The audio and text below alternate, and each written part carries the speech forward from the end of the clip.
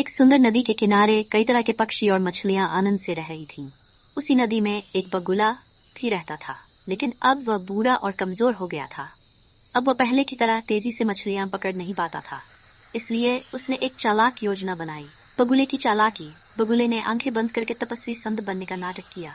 वह एक पैर पर खड़ा होकर ध्यान करने लगा और दिखाने लगा कि वह भोजन नहीं करता। मछलियां और छोटे जीव चौंक गए। एक छोटी मछली ने पूछा, बगुला चाचा, आप मछलियां क्यों नहीं खा रहे? बगुले ने गहरी सांस ली और दुखी आवाज में कहा, बेटा, मैंने अब हिंसा छोड़ दी है। मुझे एक साधु ने बताया कि जल्द ही इस नदी में भयंकर सूखा पड़ेगा और सारी मछलियां मर जाएंगी। मछलियां डर गई और बोली, अब हम क्या करें बगुला चाचा? बगुला बोला, मैं बूढ़ा हूँ, लेकिन मैं तुम सबकी मदद कर सकता हूँ। पास की झील में पानी हमेशा रहता है, मैं तुम्हें अपनी चोंच में उठाकर वहां पहुंचा दूंगा। मछलियों को बगुले की भक्ति और दया पर विश्वास हो गया। बगुले का असली चेहरा। हर दिन बगुला कुछ मछलियों को अपनी चोंच में उठाकर ले जाता, लेकिन वह उन्हें नई झील में छोड़ने के बजाय खा जाता। धीरे धीरे नदी की कई मछलियां गायब हो गई, लेकिन किसी को शक नहीं हुआ।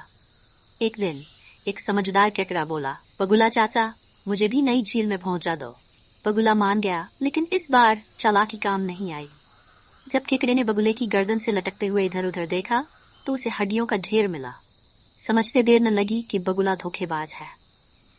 जैसे ही बगुला उसे खाने लगा, केकड़े ने अपनी मजबूत पकड़ से बगुले की गर्दन दबा दी।